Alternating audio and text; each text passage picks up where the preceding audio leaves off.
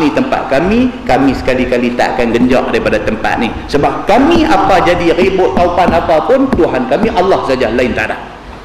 Setelah 3-4 kali Tuhan buat macam tu, barulah Tuhan kata, ana rabbukum, akulah Tuhan hampa yang sebenar, akulah Allah Tuhan hampa yang sebenar, fattabi'uni. Tuhan kata, ikutlah aku.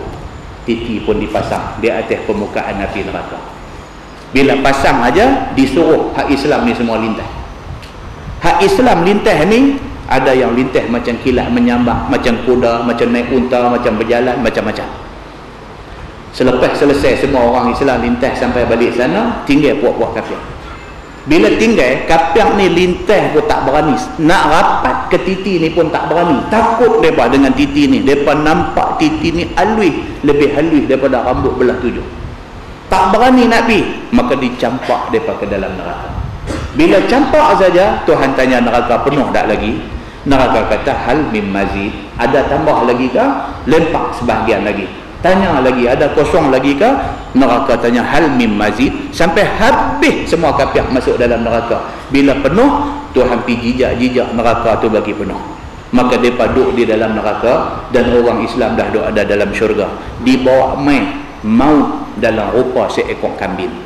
Duduk di tengah-tengah antara syurga dengan neraka, panggil semua ahli syurga, ahli neraka tengok kambing ni. Bila tengok kambing ni di depan mata mereka, masa itulah diberitahu dekat mereka, hampa tahu tak ni apa benda? Mereka kata, kami tahu, itulah kematian. Tuhan kata, hari ni kematian akan disembelih. Maka sembelih kambing tu sebagai simbol kepada tak ada mati dah lepas daripada ni. Lepas itu dikata kepada ahli syurga, hampa akan selama-lama dalam syurga, tak jumpa mati sampai bila-bila. Dikata pada ahli neraka, hampa dalam neraka sampai bila-bila, tak jumpa mati dah sampai bila-bila. Itu yang kita baca pada malam ni. Tuan-tuan, ambil iktibar. Ambil iktibar. Kita doa dekat Tuhan. Kita nak jadi orang baik. Kita nak buat benda-benda baik. Mudah-mudahan mati dalam keadaan kita orang baik, kita bangkit di akhirat bersama dengan orang-orang baik. Kita di dalam syurga dengan semua orang yang baik-baik. Mudah-mudahan Allah Subhanahu wa taala pelihara kita semua, insya-Allah. Lepas ni insya-Allah kita sambung ahli syurga dan ahli neraka tidak mati selama-lama. Dia sambung cerita tu sikit lagi. Lepas dia akan mai cerita ma jaa huffatil jannatul makarih wa huffatin nar bisyahawat. Dia nak cerita kata syurga Allah bubuh di keliling dia benda-benda yang orang tak suka. Neraka Allah bubuh keliling dia benda-benda yang nafsu suka. Maksudnya nak pi ke syurga, kita nak kena buat benda-benda yang hati tak suka.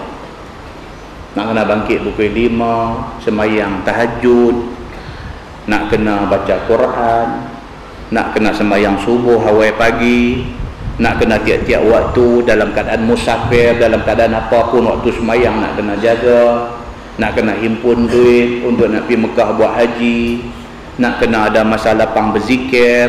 Ni benda-benda ni semua dia panggil al-makarih, benda yang hati tak suka nak buat. Kalau diberi pilih, hang boleh masuk syurga, tak payah sembahyang, tak payah, kita mau yang tu. Pasal apa? Pasal hati tak suka buat benda-benda ni semua. Maka syurga dia kata huffat bil makarih, dilengkari dengan benda-benda yang nafsu tak suka. Tapi neraka dia dilengkari dengan benda-benda seronok, benda-benda yang syok. Dah ada bini nak pergi cari orang perempuan lain, nak buat jahat. Saja-saja duduk nak buat dosa. Tak ada pasal. Bukan ada pasal apa yang pergi buat cerita bohong, tipu, fitnah, buat. Tak ada pasal. Tapi mulut seronok, mulut seronok. Maka akhirnya dalam duk seronok, duk buat benda nafsu suka tu, jumpa neraka duk ada di situ. Dia akan terang dekat kita benda ni satu-satu. Apa dia benda yang kata makarih, yang hati tak suka buat, kalau buat boleh dapat syurga? Apa benda